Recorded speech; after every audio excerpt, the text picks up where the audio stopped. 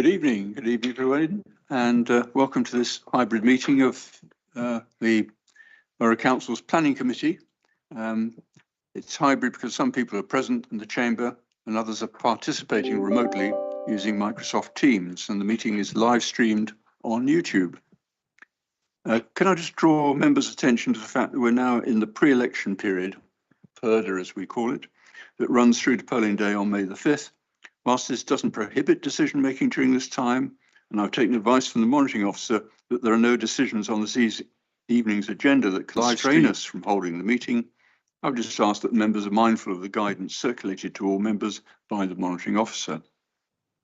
I'm Councillor Angus Ross, and I'm chairing this meeting in the absence of the chairman, who's away this week.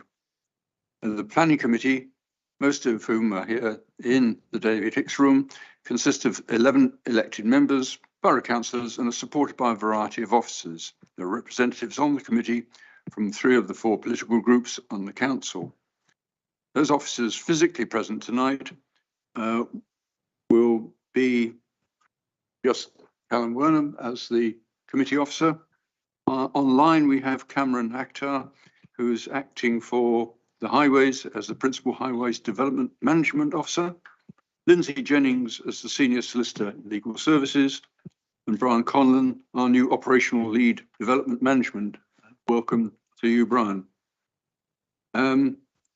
Case officers who are online this evening will be Baldeep Pillai and Senjuti Manna. It's a quasi-judicial meeting with formal procedures which must be adhered to for each application. Firstly, the planning officer will present the application. Then only those speakers who have pre-registered to speak will be called to address the committee.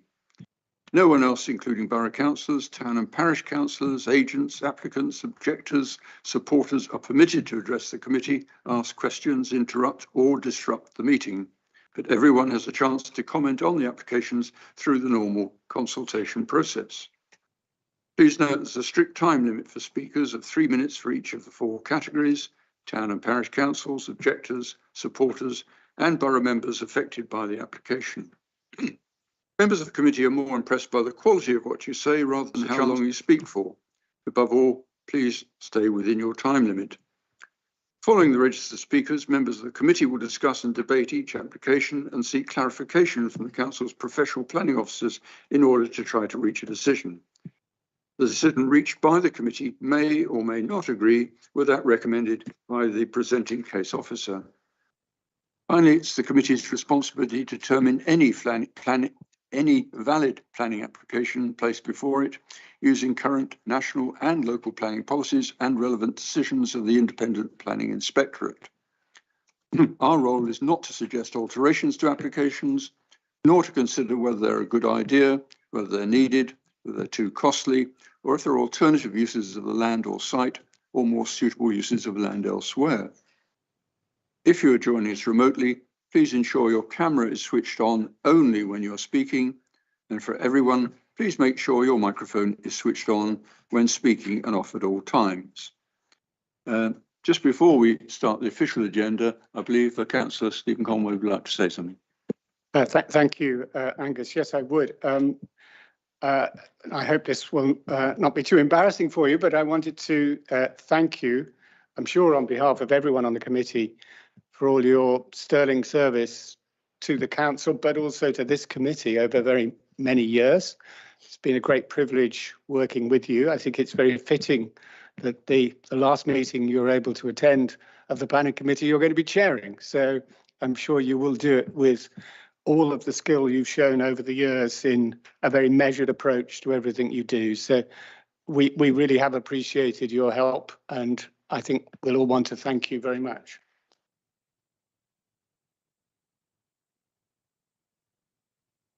And suitably embarrassed. But I do thank you for those words. I've only been on this committee for 18 years, so there's still plenty to learn. But thank you for that, and thank you, committee, and I wish you all well in future years. I'm sure you'll all reappear next year. Anyway, on to the agenda. And the first item is the apologies. Do we have any apologies? Thank you, Chair. We have apologies from councillors Chris Bowering, Rebecca Margette and Gary Cowan. Thank you. The minutes of the previous meeting held on the 9th of March 2022. Are there any items of accuracy before I ask you to agree to sign them? Can I just have an indication that I may sign these minutes? That's unanimous. Thank you.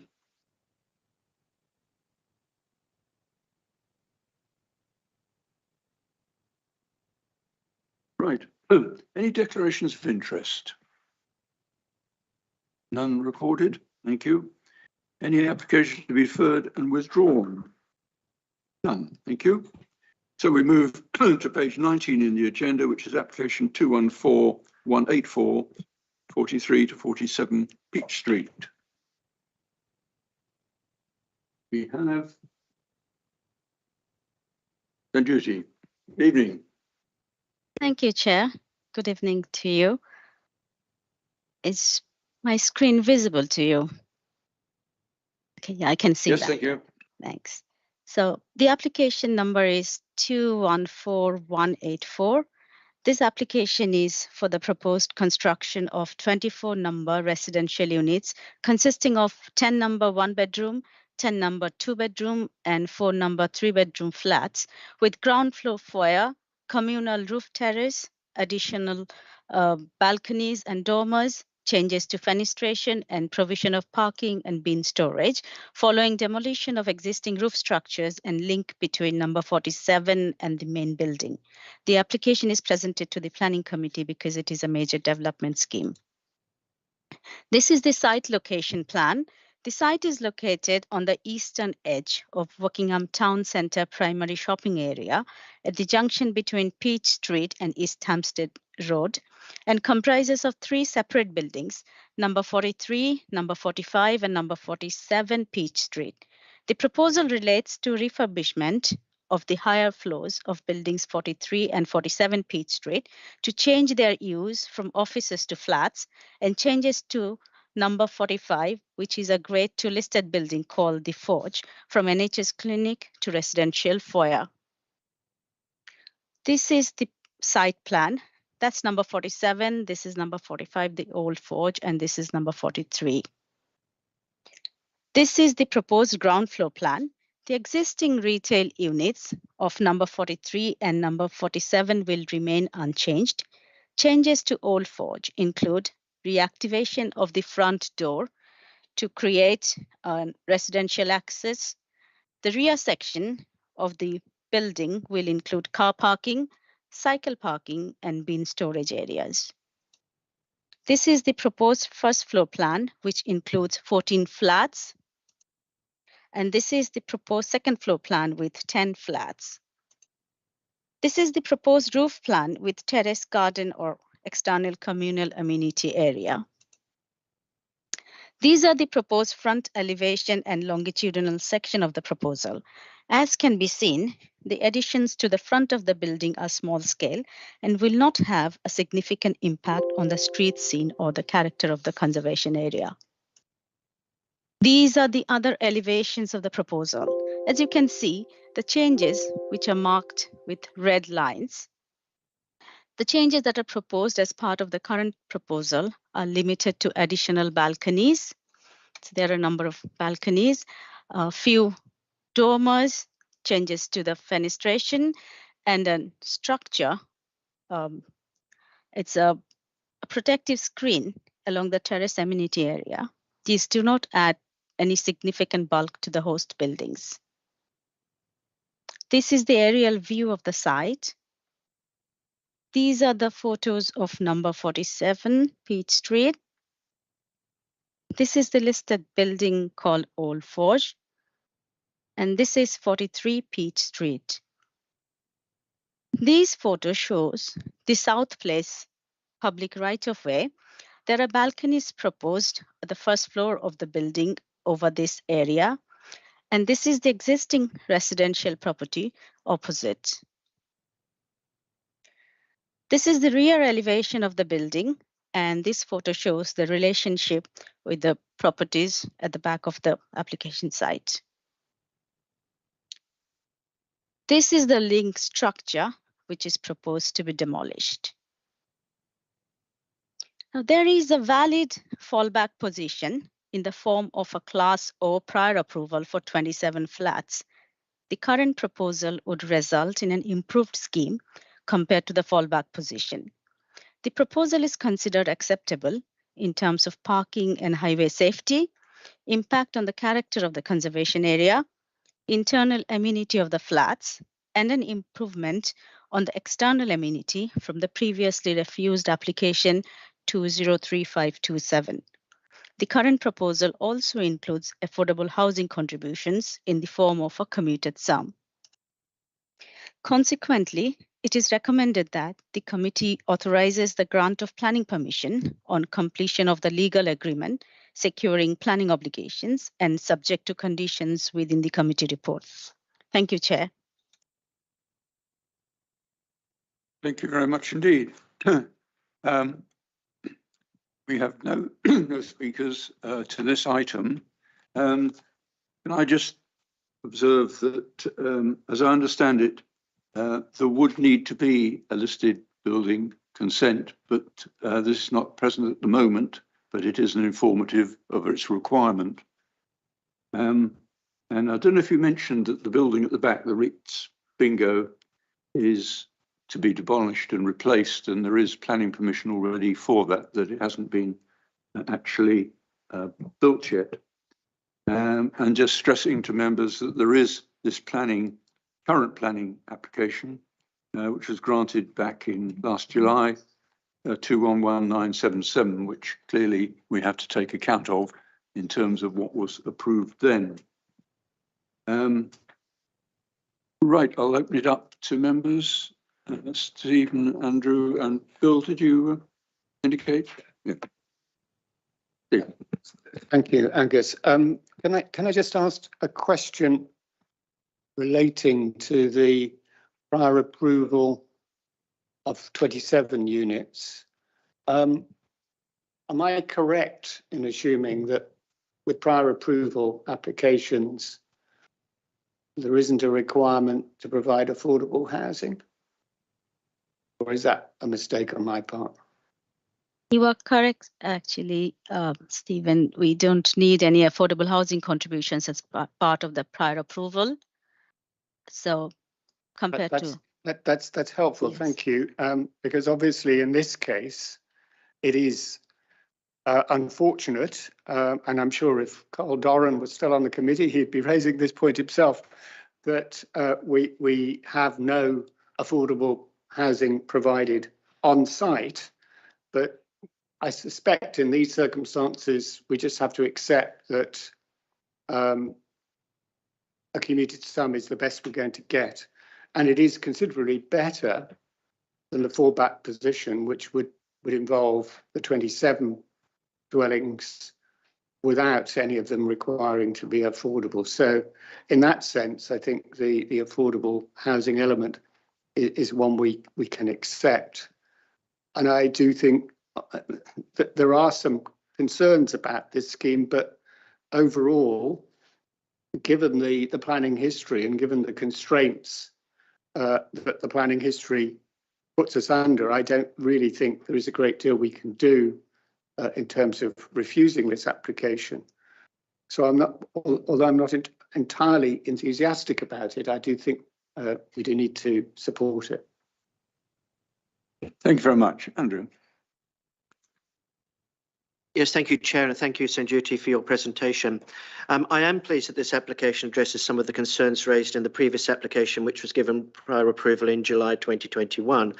But I still do have a number of questions, and I'll ask each question separately in turn, if I may. The first relates to the access to the roof terrace for persons with disabilities. Has this been addressed? As my understanding is that there will not be lift access to this terrace. And related to this, have the units designed to allow for disabled accessibility been identified? And specifically, will each of those units have a balcony if those residents cannot access the roof terrace?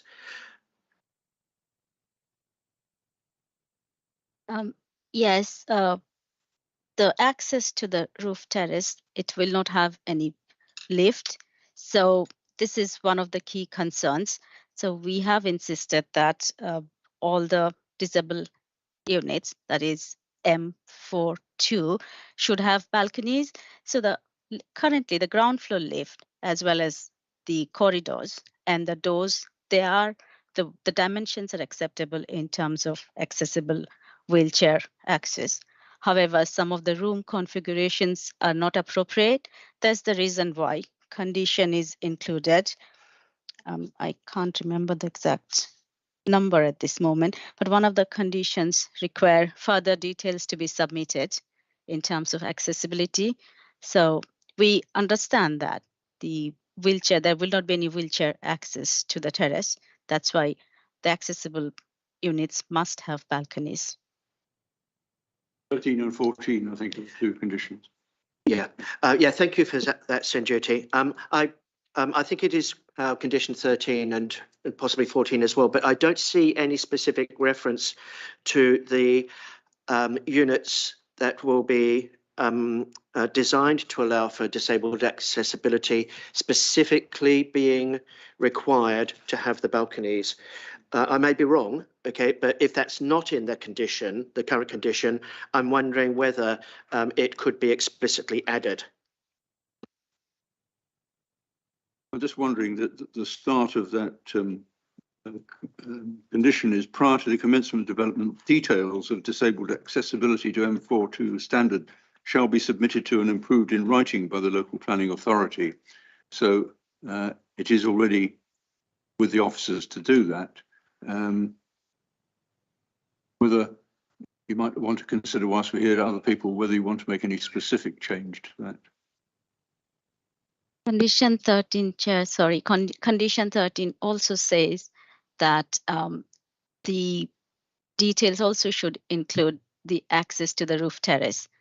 So if there is no access to the roof terrace, then we will insist on having a balcony access. Yes, it does. As long as the chair and the officers and other members are happy with that, then I'm happy also. So thank you for that. I believe it is covered. Yeah. Okay, thank you. My second question relates to parking. I note the highways officer objected to the location of the 2 disabled parking spaces. I'm not sure from paragraph 40 on page 41 whether officers are suggesting that the 2 disabled parking spaces could be brought much closer than the proposed 38 metres to the building entrances. If not, then I wonder if this fails to meet any obligations under the Equality Act.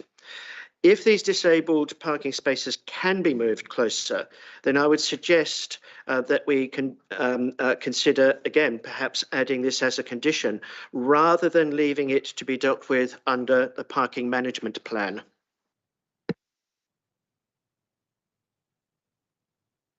Was there something the planning officer wishes to reply to or ask the highways officer? I think highways would be in better position to answer to that question. Hi, yeah, hi everyone. Yeah, I think I agree that we can bring this and condition we can add to bring the car 2 disabled parking close to the site, and we have already car parking management plan here, so we can discuss this design the car parking management plan as well, and we can. I'm happy to for Sanjyoti to add another condition for this. So you're saying that it can be arranged that they are put there. I suppose the committee just wants some assurance of how that will be embedded in the approval. Brian, would you please comment on this condition 7? Thank you. No problem. Hi there. I think it's worth noting that condition 7 does include the strategy to provide disabled spaces within the site. The condition 7 is a car parking management plan, and it covers quite a wide remit from obviously cycle, EV, disabled, general parking spaces and how they'll be managed, whether unallocated or allocated. So my understanding is that condition 7 would allow the local planning authority the ability to control where the disabled spaces are to be provided, along with all other measures. And Brian, I also want to add that to the car parking management plan, if there is a requirement of the disabled parking, then it can be provided, so it can be controlled. So whether the disabled parking is required or not, we can control it through the car parking management plan. Yes, thank you for that information. Could I request, please, that the officers' responses to this be minuted? And if I've understood correctly, it is technically, physically possible, okay, for the two disabled parking spaces to be moved closer to the building access, and that it, again, if I've understood correctly, the officers would be intending to try to ensure that under the parking management plan. We will ensure that is minuted. Thank you. Could we just add to this, Chairman? But I wonder whether we could just incorporate in the minute that the committee is very keen that this be done. I assume the whole committee is in support of that. Yeah. Thank you. Thank you. And I have just one final question, if I may. I note on page 48, it's stated that 14 parking spaces are, quote, a departure with the required standards. And I am concerned at a number of issues related to this, including the assumption that up to 9 of the units will be car-free. I note officers' support was conditional upon the spaces being unallocated. Can officers please explain the rationale for all the spaces to be unallocated and what some of the potential outcomes of this could be for residents of these units and potentially in nearby roads? Also, will there be any parking for the remaining retail units on the site? And if not, where is that parking likely to be displaced to? I think that just No. needs to be linked to what was already agreed on the previous application. But Sanjeev? Yes, I'll try and answer as much as I can. And if there are still questions remain, then probably Kamran will be able to step in. So this proposal is within town center, which is considered a sustainable location. It is very close to bus stops. So for the retail part, as with any other retail developments within Wokingham Town Centre, it is not proposed to provide any car parking because there are public car parking available within this area, including East Hampstead Road car parks. And retail shoppers are normally expected to park in these areas and access the retail units. For the retail staff, it is proposed to provide cycle parking spaces because staff can use bicycles and buses to access this area. For the residential units, once again, it is stressed that the site is sustainable location. There's plenty of cycle parking provided. So it is expected that the 10 number of 1-bedroom units will be car-free. And for the remaining 14 units, there are actually 15 spaces. 2 of them are tandem, that's why we're not calling it 16, but effectively 15 spaces, which is acceptable as long as they're unallocated. For the visitors parking, there is public parking spaces available again in East Hampstead Road area. So that's the reason why the highways officers didn't raise any objection. However, if I've missed anything, Kamran, would you like to step in and clarify? Yes, Thank you. Sanjuti, you have covered most of them. Like it's a very centrally location. And the other thing is that like the city center location is a car controlled location, so any overspill can be controlled through the car because of the control zone. So and there are car clubs. Yeah, so if the visitors are coming for this development, they can already easily park in the East Hampstead car park, Rose Street car park, Denmark Street car park. So there are a number of car parks on the surrounding area which they can use. Yes, thank you for those answers. I'm still, in my own mind, not clear as to the reason why the officer's approval was that the car parking spaces all be unallocated. I'm just wondering whether that might lead to some potential tensions between residents and possibly others at some point in the future. It's just clarification as to why the parking will all be unallocated. Hi, Andrew. What I can add, yes, as you said that unallocated parkings are more beneficial. They are very flexible to use. If suppose in the future the residents move the house here, so you're not fixing the allocated parking, and then it can be used by the other residents as well. So because of the flexibility, I think that's the reason we applied. I asked for the unallocated parking.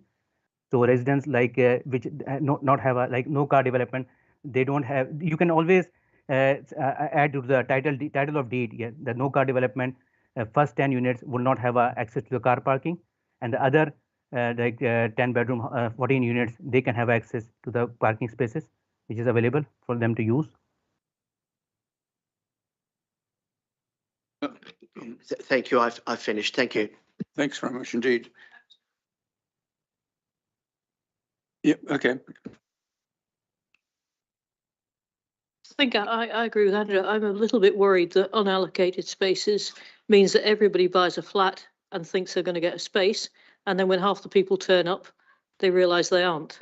And it will be a different half of the people each day. So therefore, people are essentially paying more for their flats because they think they're going to get parking. And then when they get there, they find out they're not. You're sort of misleading them.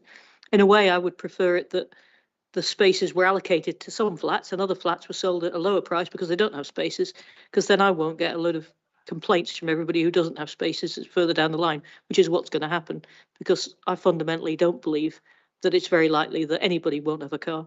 And I think there's a problem waiting to happen here. I'm surprised it was ever approved in the first place like this, but given that it is, obviously this is an improvement because it's got less flats, but I'm still very concerned about the parking.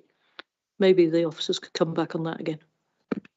I guess what we're asking the officers is it reasonable in planning terms to insist on such management in a private development? Anyway, the officers can answer that question. Can I jump in, Chair? Thank you, Brian. The principle of unallocated spaces is generally, as Cameron has highlighted, it allows more flexibility. If, for example, you do have units in sustainable locations such as this, in which the occupants decide not to have a car, you don't have a empty parking space.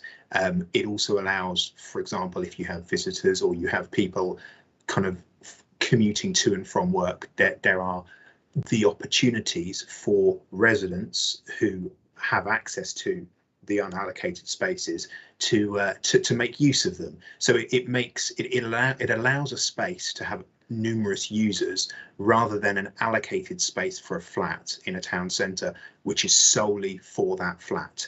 Now, obviously, there is as you've already hinted on it, there is an implication on the value of a flat with a parking space, and it's not necessarily for the planning system to be inferring what value that each flat should have, other than making sure that the development as a whole can provide an adequate number of spaces for the development. And in this particular case, obviously the highways team have looked at this in some detail. It is not proposed as car free. There are 15 spaces provided, and obviously, as members will be aware, there are similar developments in close proximity. I think notably Peach Place and so on, which the council have supported below standard parking provision. And I suppose what we should probably apply this against a backdrop of is the sustainable principles the council and our local plan are trying to promote, especially obviously in light of a declared climate emergency. So I think that there is a balance to be struck here, and this isn't a car-free development by any stretch of the imagination. The majority of units will have access to parking in the town centre. So, I mean, I think in that context, that's fair enough in some circumstances, but this development is 55 car parking spaces adrift of what it should have. There is, in my view, and it is only my view, and I've got no science behind it, very unlikely that we're going to have 55 car parking spaces adrift in terms of the amount of people who want cars.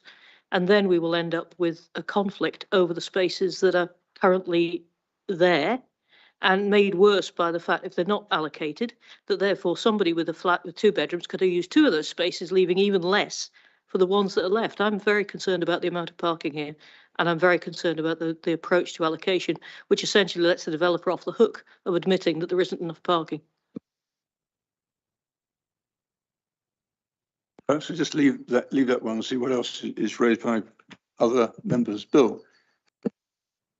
It's parking, but one other question, and it's only a point that was more than likely dealt with on the original application.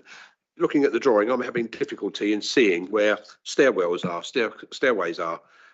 Could you explain to me where the stairways are, and also if you feel that they're adequate for evacuation in the case of a fire? I'll share my screen with you.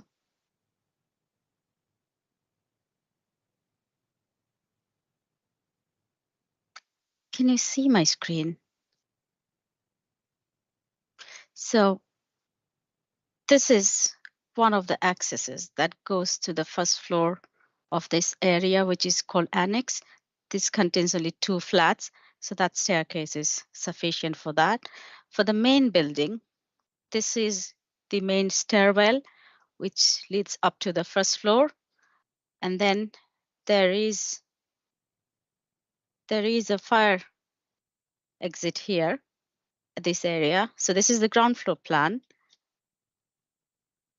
If you look at the first floor plan, so this is the main stairwell and this is the fire exit.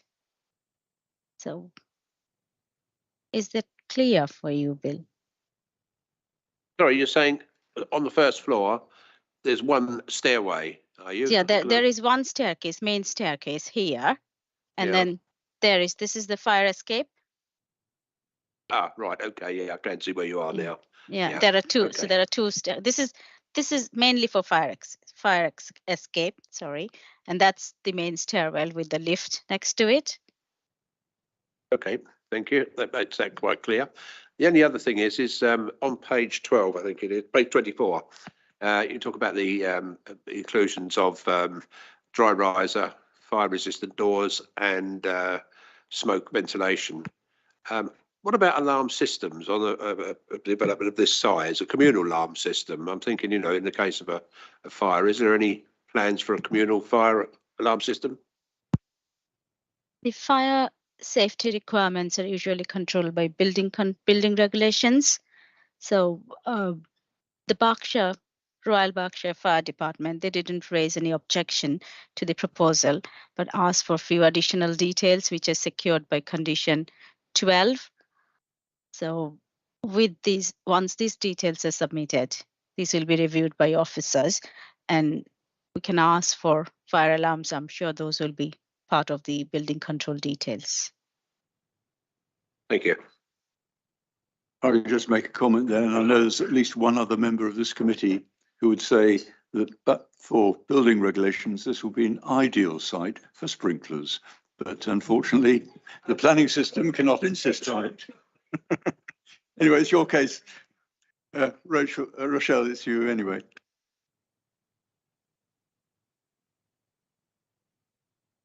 There are 5 accessible flats, but only 2 blue badge spaces. So what are the other 3 flats going to be doing with their accessible cars if they happen to have them or need special places so they can get around the area? Because even though there are very good blue badge accessible things, it's difficult sometimes to get around from place to place. And it'll be useful to have enough adequate spaces. Let's see, I've got a bunch of questions here, so I can hit them all at once if you want. On page 35, it said one of the problems with that was the size of the units, the size, the livability of the units because of cumulative impacts of various deficiencies, including inadequate unit sizes, bedroom widths, common living spaces, outdoor amenity space, etc. Was all that fixed in this new plan? I've got more than that after that, if you want. Yes, so this reason for refusal, I'm sorry. Is anybody else adding to that, or you want me to answer that now? Take that point as you're on. I think it is included in the agenda now, isn't it? The sizes of each of the units. Yes, the size of these have been addressed now in the current application. So all units are now as per the national standard. The internal spaces are fine. And the current proposal also includes the roof terrace, which is the communal amenity area, which was a major concern in the previous scheme. So that's an improvement as well. And all balconies have screened visibility, the protection screen, so you don't have the overlooking a concern anymore. What was the size of the flats and the size of the rooms and the size of the that you originally objected to? Has that been changed so that they do meet the size of the rooms and size of the flats themselves? Yes, they're changed now. So the internal layout has been changed so that all the rooms and all flats now comply with the national internal room standards. Couple more things. Yes, sprinklers in the fire exits would be very useful because that way they can actually get out safely if there is a fire. And having water flowing down would mean it would be a safe place to do it rather than having to go through a burning staircase to get down there. I'd also like to know about the commuted sums. The commuted sums actually going to be used for new affordable units, additional affordable units in the rest of the area, not just used in some other place to refurb some units or something like this. Because the idea for affordable units is we want more affordable units for the people who need them. So there Right. is. Yes, go on. So do you want to add anything, Chair, to that, please? Yes, please. So there is a pot under affordable housing in the council. So all the committed sums go to that pot and then the money is used to provide additional affordable units, as far as I am aware. So some of the money has not been used to build new affordable units. They have used it to refurb other units, but not new additional units, because we want more units for people who can't afford it. That's what I was trying to say. I would like to have something like an informative, encouraging the council to actually build more affordable ones for residents. I think you make a good point, but I'm not sure it's a planning point. Okay, my last point is the assumption of car 9 being car free. I agree with Pauline. That is utterly insane because they've done that in several other units, including the ones above Boots and the other ones who said, oh, they're never going to use cars. They're never going to need cars. And every one of the units has 2 cars, by the way, just in case you were interested. And most of the units in the town center have cars. And it's nice to think they'll all be using the car club, but with one space that's going to be 1 car. And for how many units, they're going to be fighting over the car as well as spaces. So it's not exactly a reasonable idea. As much as we'd like to believe that everybody's going to be riding bicycles and taking mass transit and things like this, mass transit and the bus system in the borough is rather less than desirable. And we didn't receive any new funding for the buses either to the grants that we have supposedly applied for, like Bracknell did and West Berkshire did, but we didn't actually get any. So I can't say that no matter what you assume that people are going to be car free, they're not going to do that. I mean, this is Wokingham. This is not center of London. In London, I always take a bus. I'll always do that, but I'll take the tube. I don't think that most people ride buses here, except for a few people that I know who do, but not that many, because it's not convenient. It doesn't connect together, and trying to go from one place to another can take unbelievable amount of time. I did try one time I was working in Maid, had to try to get a bus there. It was an interesting experience and probably took me 2.5 hours when it took me about 25 minutes to drive. As much as I'd like to be climate change positive, 2.5 hours versus 25 minutes doesn't make much sense usually, especially in the morning rush hour. You make the point, but I think we are partially tied by what was already approved in the application for a higher number of spaces. So in planning terms, I think we're whatever we might want to do, we're not on a very good wicket. Yes, I'll come back to you, Pauline. I wondered if anybody else was thinking like I was thinking, that it would be good to have a condition that these spaces are allocated, and therefore it is completely honest with all of the residents who are buying the flats exactly what they're going to get, and they buy the flat with that knowledge rather than having a punch up once they've bought a flat thinking they've got a space and then find out they don't. I think the point that was made by the officers was that you could have a situation where somebody didn't have a car who's an allocated one. Is it not maybe a way forward to have an informative of showing concern that these spaces are allocated wisely by whoever's managing the complex? Can I come back on that? I think it should be a condition, because if you have to pay a premium for a flat with a space, you won't pay a premium for a flat with a space if you've got no intention of using it. Therefore, it is completely transparent and honest to indicate whether you're going to get a space or not. Let's hear the comments from Sam and Stephen, and then we'll ask the officers' comment. Thank you, Chair. Yeah, I think first of all, yeah, just really pleased to see that 40% of these are one-bedroom flats. I think someone that, as a young person, I think it's hard enough for first-time buyers, right? And I think that the one-bedrooms as well, I can imagine, will be taken up by likely young professionals or couples. So it's great to see. Hopefully, we can see more of these in the borough. I think the other thing which sort of links in with Pauline's point is, even with the one-bedroom flats, I can imagine a lot of these being purchased by young couples, both of them probably working. So likely there might be even 2 cars. So even for the one bed, so I think could be a real problem with parking, because even if for the 10 flats, if you get 10 couples, that could be 20 cars alone. So I think it might. I agree with Pauline's point around having the allocated parking. Stephen. I think we have to be mindful that there are going to be problems with parking, whichever solution we opt for. If you have allocated spaces, there's much less flexibility, as the officers have said, and we do risk some spaces being underused. I'm very aware of sites where we've had unallocated spaces, and that creates problems, but I'm also aware of many sites where we have allocated spaces and it still creates problems because there is resentment. Some people have got spaces, some people haven't. I think there is a fundamental problem that Rochelle put her finger on. We really do need to move forward with more sustainable transport solutions. Until we've got those, there are always going to be car parking problems. I think this is a very difficult one to call. I'm inclined to listen to the professionals on this. I do think probably more flexibility is better than allocated spaces.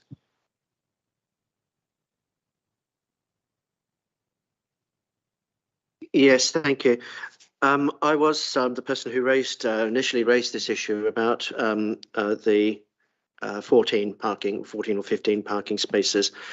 I fear, however, that we probably don't have the option now of trying to change the number of parking spaces, as that was already agreed under the prior approval in 2021. I do understand Stephen's points about both allocated and unallocated options having potential costs and benefits. I'm also very cognizant of, the importance of trying to encourage the use of sustainable modes of transport. What I would say, travel, what I would say though is, that whilst we may have missed the opportunity on this occasion, to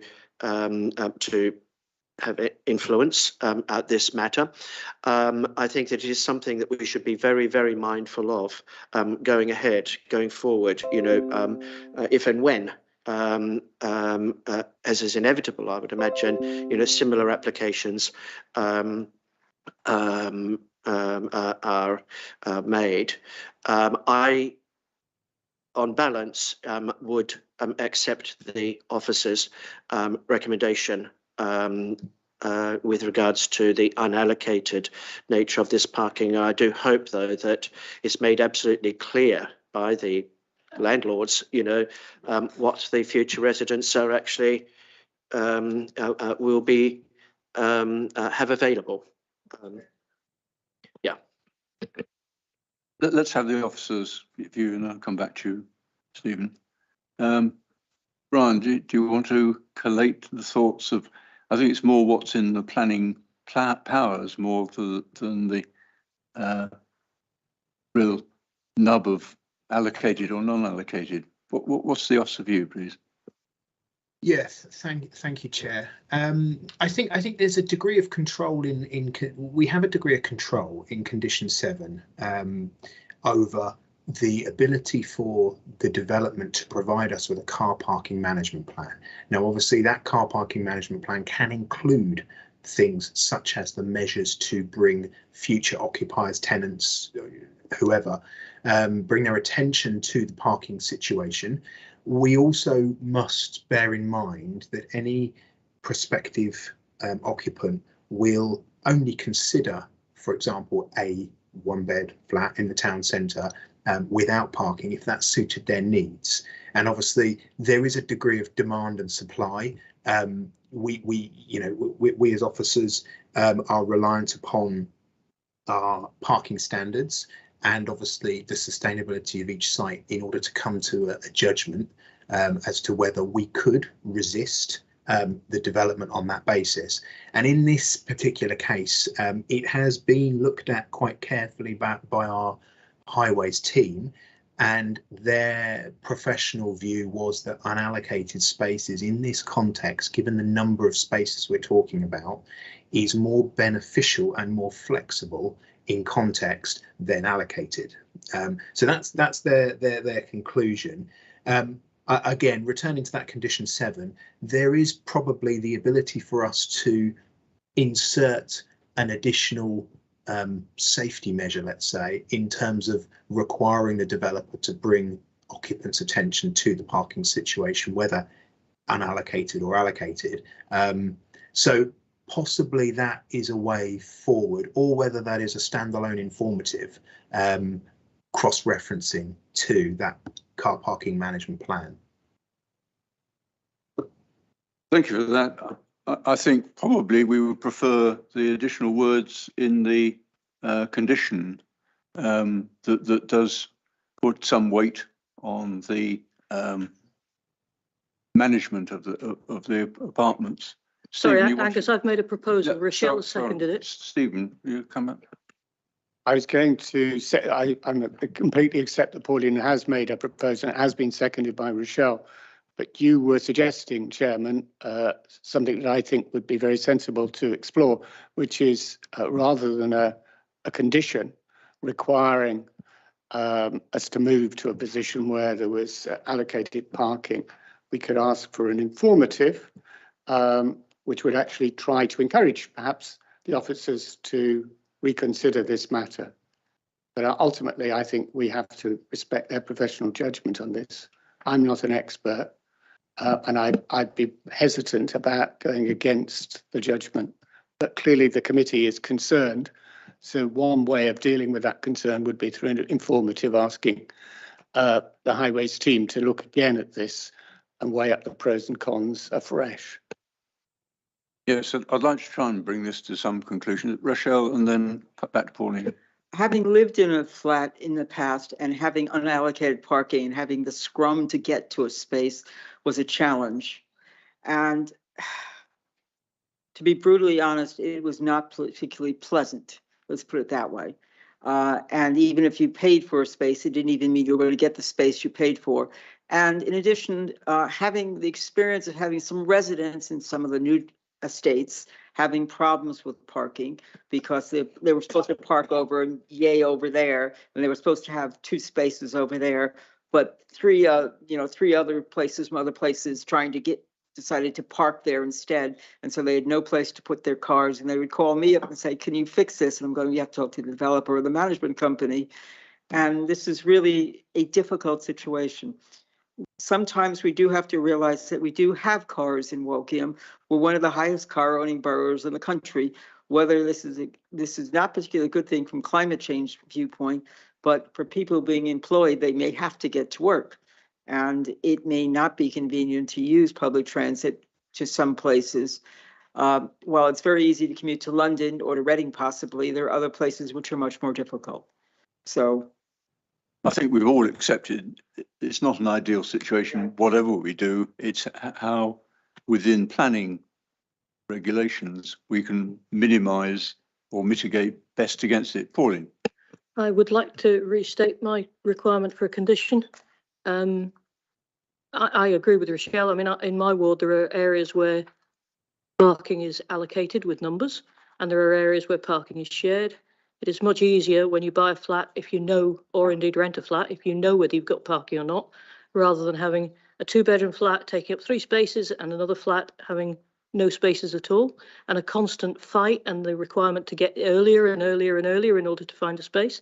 It just really, it's much more transparent if the developer is upfront with the houses as to which has spaces and which hasn't, and it just takes all the conflict out of it. It may not be palatable, but in the end, if you know what you're buying or renting, you know what you're buying and renting. If it's all down to a discussion every morning, it's just a source of conflict. I've seen lots of problems in areas where we've gone to HMOs, where previously we had parking allocated or parking permits on the street. And the minute you've got an HMO and you've only got 1 permit, you've got 2 spaces, there's another problem again. I will not withdraw that requirement for a condition. Can you please put that into words then, please? I would like to put a condition on this development that the car parking spaces are allocated by the developer. And do I have a seconder for that? Okay, those in favour of that?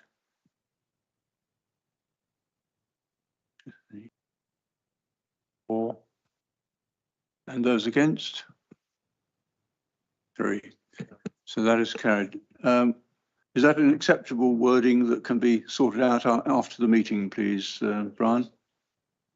Yes, thank you, Chair. I think, yes, I think it is. I think we could probably insert a condition requiring details of parking to be submitted, including which units are allocated. So it would be a fairly standard parking condition, but it would just be tweaked slightly to require the details of the allocated spaces available. Back to the chair. Okay. I would note, Chair, that we would have to amend slightly condition 7 to remove the reference to unallocated in the car parking management plan, but that can be done.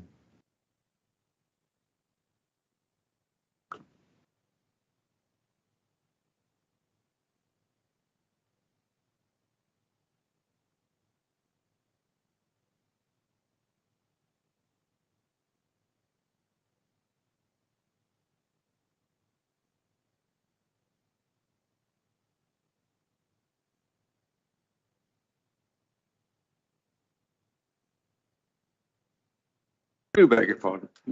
I will start again. Let us move to the recommendation, page 20, to grant permission with prior completion of a legal agreement and the conditions and informatives, including the additional condition which will be worded and approved after the meeting. Those in favour, please show. And that is unanimous. Thank you very much indeed. Drop there. So the additional, the second item Page 77 is application 220228. So, I'll just share my screen. thank you very much indeed.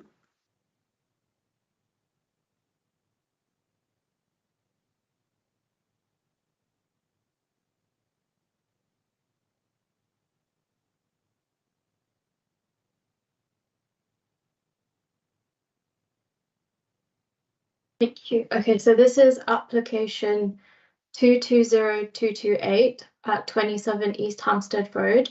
It's an application to vary condition 2 of planning consent 203223 for the proposed erection of one 5-bedroom house following demolition of the existing dwelling. The variation refers to condition 2, which is the approved details, and the variation is to lower the approved site levels and lower the approved drainage cover levels, and this is a retrospective application. This is an aerial image of the site. So the site outlined in red is located on East Hampstead Road. This is a location plan of the site. This is a site plan of the dwelling as built. There are no changes to the separation distances to what was previously approved. This is the approved plans under application 203223. Just to note that the internal layouts have not changed as built. And this is the second floor plan. These are the elevations which were approved under application 203223. And this slide shows the proposed variations in the site levels. So the level change is 225 millimeters at the front of the site and 450 millimeters down at the back of the patio. And this is due to the ground level rising gradually front to back of the plot. This is view from East Hampstead Road of the application site. So this is the dwelling as built. This is the view from Westcott Road towards the site. And this is a view of the side of the dwelling viewed from East Hampstead Road and the car park. In terms of the recommendation, the variation to condition 2 of planning permission 203223 does not involve any harmful changes to the overall built form of the dwelling. The changes to the scheme in terms of site level and the drainage cover levels is considered acceptable on streetscape, neighbour amenity, as well as highway safety and landscaping. It's therefore recommended that the application is approved subject to the amended conditions. Thank you. Thank you, Baldy. So we've got Mr. Staves, John Staves, do you wish to present your case for the application?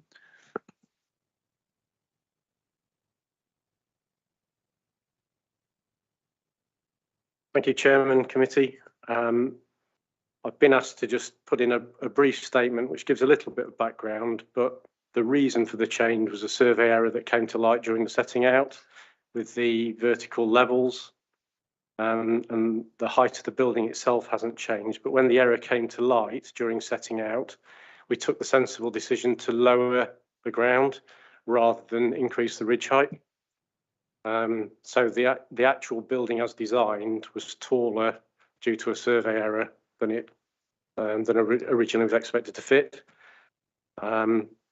Aware that lowering the ground levels could cause retaining issues to the neighbours, that was assessed by a chartered structural engineer and reassurance provided to the neighbour who was potentially impacted. My client gave a written undertaking to take responsibility for any retaining structure that was needed. I'd say that as the mass of the house and its position on site has not changed from the original approval, there's no impact on the street scene. Your officers confirmed that. Minimal level change, and they've recommended approval. And as the applicant's representative, I'd therefore respectfully request that you authorise grant of approval. Thank you. Thank you very much indeed. And we have one of the local ward members, Councillor Maria G. I think you're online. Yes. Evening, Maria. Good evening. Thank you, Angus. My comments this evening aren't so much objections, except to ask the committee to consider the visual amenity, I guess. So I sent 2 photographs earlier, so to Callum, and probably the case officer's got them. So if you could, have I got that one? Yes, if you could sort of zoom in on that a bit. I mean, it has been stated that the lowering of the levels is 225 millimetres, but it does look very odd from the street now, in my view. It looks a lot more than 225 millimetres, and I'm not convinced that this would have been approved. To say that the sensible decision was taken to carry on when actually this was brought to the attention of planning enforcement officers round about the end of October, November, I think is pushing it a bit. It certainly looks a lot more than that to me, but then again, I didn't go and measure it. I'm hoping somebody did. And then with regard to it being lowered, I made a comment about party wall agreements, but I think there isn't, which apparently is not allowed. But I think that residents have a right to have their boundaries supported throughout a building process, and that wasn't done. And I'm very concerned about that, especially given the lowering. So I'm just questioning why this was approved without a requirement for supporting the boundaries in the original planning application. And then with the other photo, if you can. Can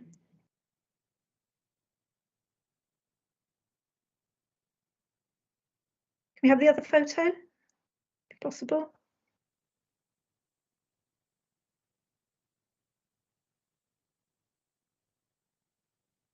Oh, there was one with the junction. Oh yes. So here is the house, and one thing I'm questioning is that the fact that that Highways hasn't yet agreed the driveway opening being wider, and you can see where this house is situated. It's not only opposite double yellow lines and a junction, but it's also on zigzags, and this seems to contradict our crossover policies. What I was worried about was the house being built and then Highways objecting to this. And the final thing is, I cannot believe this house was approved without a delivery management plan. I understand this isn't usual for single houses, but I would really like Highways or planners to consider that this is not a sensible place to build a house without a delivery management plan. Lorries have been parked on the zigzags almost continually throughout the building process. It's caused a lot of anxiety for parents, as you can see the crossing there, and it's caused drivers to get quite tetchy with each other.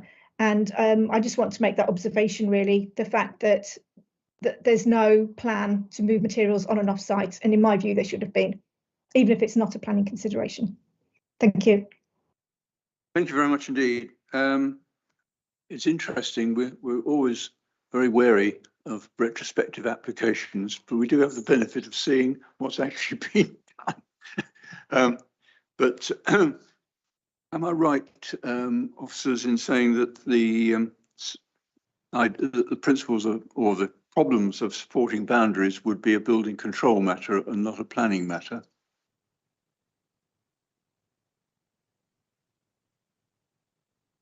Baldy, perhaps you could just answer that one.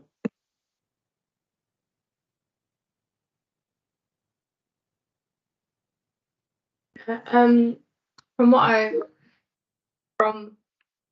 my own knowledge, it'd actually be a civil issue between the two parties in terms of protecting boundaries. It's a civil issue between the landowners. It's not a planning matter for us. Thank you.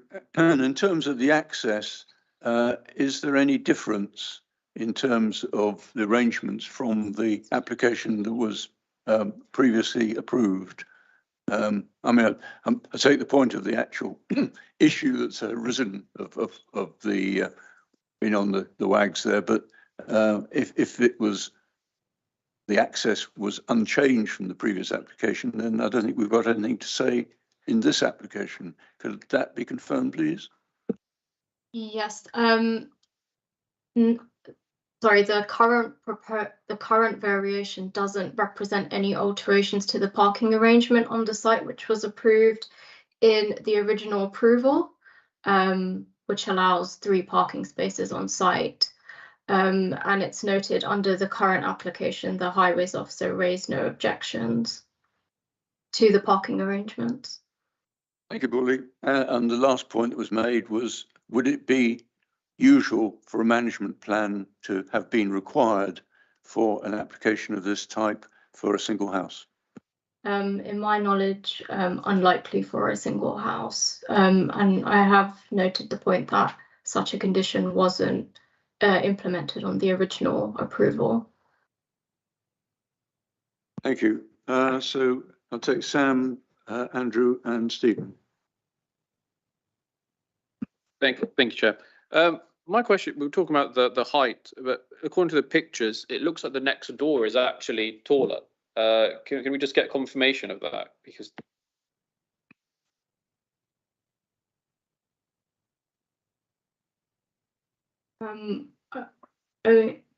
Sorry, could I just pass this over to Brian? That's okay. Picture taken from the other side of the road. Sorry, Sam, could you repeat that question? Were you asking whether the next door front door is taller? Is that what you said? no, sorry, the next door property.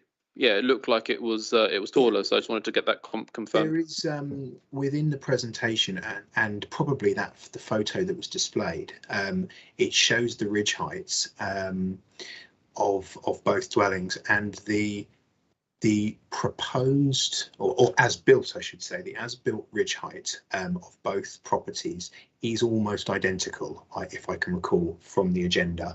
I'm just going to have a look myself now to check that it's shown, or it might have been in the presentation. If it is, I will display it.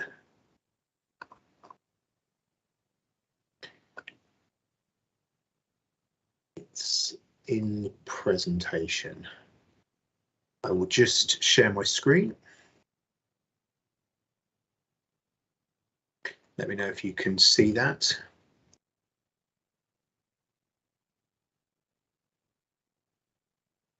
Happy with that? Yep. So the top is the variation, the bottom is what was originally approved. The main notable differences, as you'll see, if you look at the garage door and you look below the garage door, there's very little level change with the street level. And then if you look at the previously approved plan, there is a slight drop. So you can see where the dwelling has been set down, but you can ultimately see that the ridge height corresponding to the neighbouring property is unchanged. Thank you for clarifying. No problem. Okay. Thank you, Andrew. Yes, thank you, Cordeep and Brian. I am very unhappy that this is a retrospective application, and as the chair has alluded this evening, members have often shared that kind of concern. If in this instance, other members feel as I do, that it's poor, that this is a retrospective application, I would like to suggest that this be minuted and a way found to formally communicate this to the applicant. I do acknowledge the various officers' comments on matters, including no additional flood risk or vulnerability and no adverse impact on the street scene. However, the outcome could have been very different. And it seems to me that if the works are solely to ensure the ridge height does not exceed that of the neighbouring properties, this must have been known before the building works started. We've now got a virtually complete building on site, and it could have been brought back at that point in time before the work started, either to officers and/or to the planning committee, because as I say, there could have been a very, very different outcome in terms of matters such as flooding and so forth. I do want to ask two questions. The first is over an outcome, potential outcome, which of course I hope does not eventuate. Neighbours have raised the matter of increased risk of subsidence. I'm sorry for the anguish that this may be causing to those neighbours. The report states that this is not a material planning consideration. Can officers please explain why it is not, and any circumstances under which risks of subsidence might become a planning matter? And then related to this, there's been reference tonight to the installation, to an offer, I believe, if I understood correctly, for the applicant to provide any restraining structures that have been found necessary. Have any restraining structures been found necessary?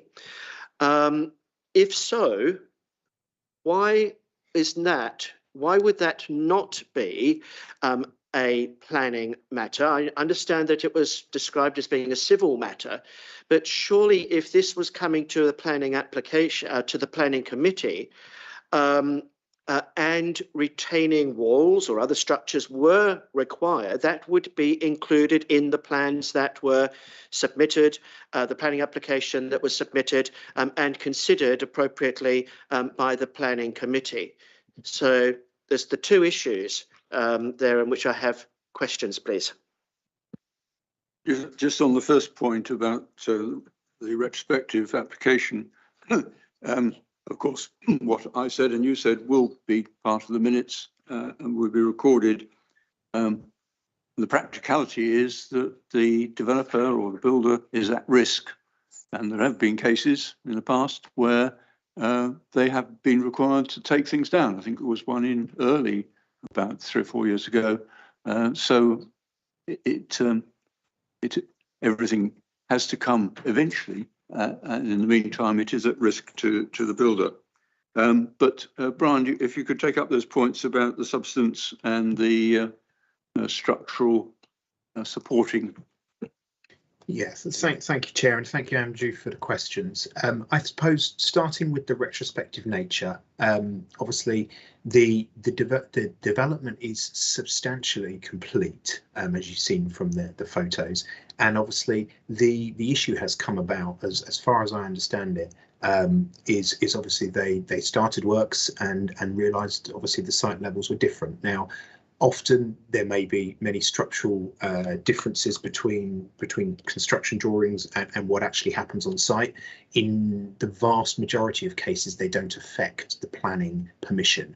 And obviously many changes, especially internal or structurally to a building, will occur without planning being involved at all. But where levels or major physical alterations to what was approved occur, then obviously there'd be a divergence from the original planning permission, as is the case here.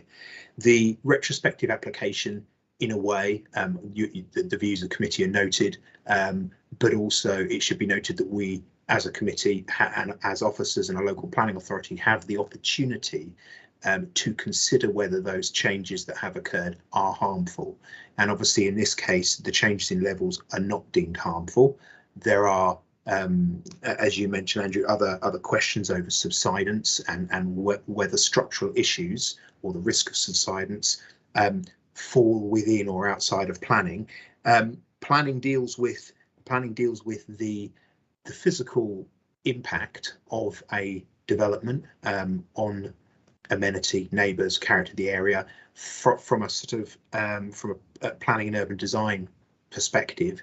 The construction of a building, the materials of a construction, whether it's structurally sound, whether it is safe, whether it passes required building regulations and building control, is a separate matter, and that obviously is a far wider remit than planners and obviously this committee would have the understanding and knowledge to comment on. Now, I can't comment on whether a development is in front of us will or will not cause subsidence.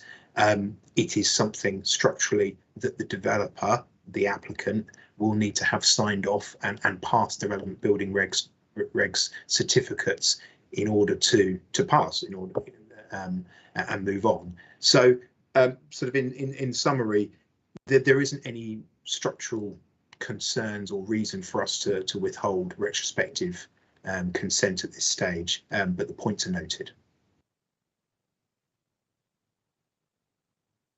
Stephen. Thank you, Chairman. I think that is a good summary. Quite a lot of our concerns are really not ones that we can address as a planning committee. They relate to either building regulations or civil matters that are outside our remit. I must confess also that when I looked at the approved and the current application, I was reminded of looking at comics as a child when I was asked to spot the difference. And I wasn't sure entirely I could spot the difference at first, but there's very little in terms of visual impact, I think, difference. But there are obviously concerns about digging down. The one issue that I don't think we've quite addressed, that Maria raised, was whether the driveway opening had been widened. I'm not sure we got an answer on that issue, or if we did, I missed it, and apologies. I thought the comment was that it was exactly as previously approved, but Paul, could you just confirm that?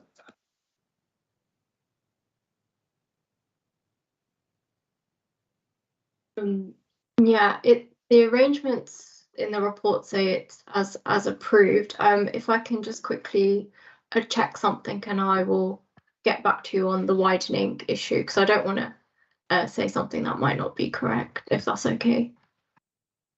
Fine, yeah. Just whilst you do, if I could make a general comment of when members list applications, that they do make sure that all the points they wish to raise, they have discussed with the planning officer before, so that the only valid planning points are raised. Otherwise, it's taking up time of officers and committee. But Paulie, yes, once you've found it, please come back and we can close off.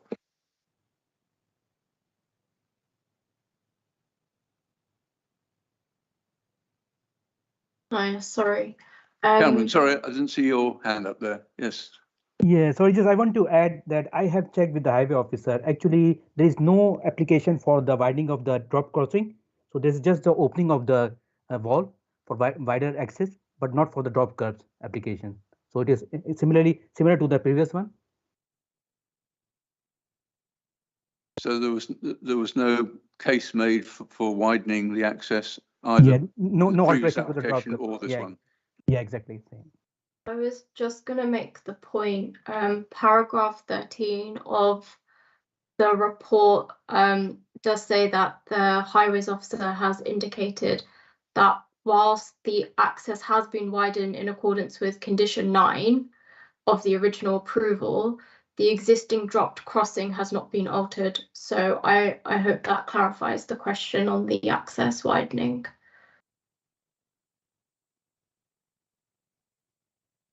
I'm not entirely sure it does, for me anyway. So the access has not been widened, but the drop crossing hasn't been widened. Yeah. Yeah, so paragraph 13 states the access has been widened in accordance with condition 9 of the original permission, but the dropped crossing has not been altered. So it's correct to say that the access has been widened, but that's in accordance with condition 9 of the original approval. And that condition finishes saying, on this basis, no objections are raised in this regard by the highways officer. Okay, well,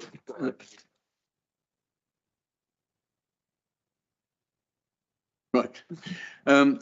So members, I think we can move to the recommendation on page 78, which is to grant planning permission subject to changing condition 2 from the previously approved permission. So those in favour, please show. And that is unanimous. Thank you very much indeed. Thank you. Do the rest in court or? Yeah, public. Yeah. Right, so we've just got two things from the supplementary agenda. The first is whether or not there are any preemptive site visits, and I understand there are none. And then to note the non-householder appeal decisions, which are 4 dismissed and 2 allowed. I don't know if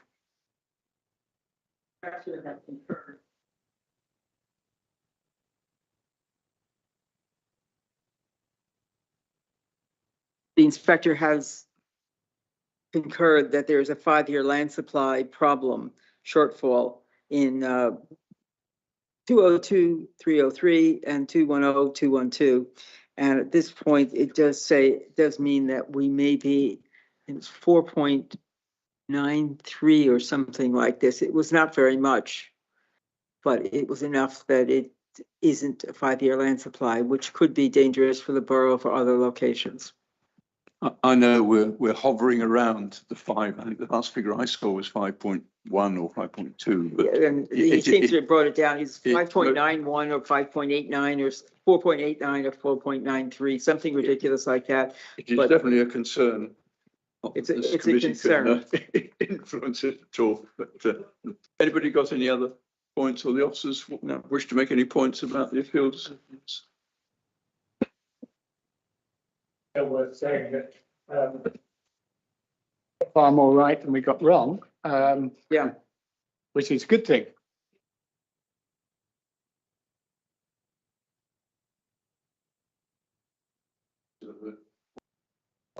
Situations. Ron, did you want to comment on that? No, I just thought I'd confirm that yes, Chair, as you mentioned, I think officially at the moment the position is 5.1 years. Housing land supply position. That is what council maintain at the moment. How did the inspector decide that it isn't? Just curious, that's all. They have their methods. I think if you read some of the applications, that they've had various views about how it's calculated, but I don't think we want to go into that detail. Okay, thank you very much indeed. Meeting closed.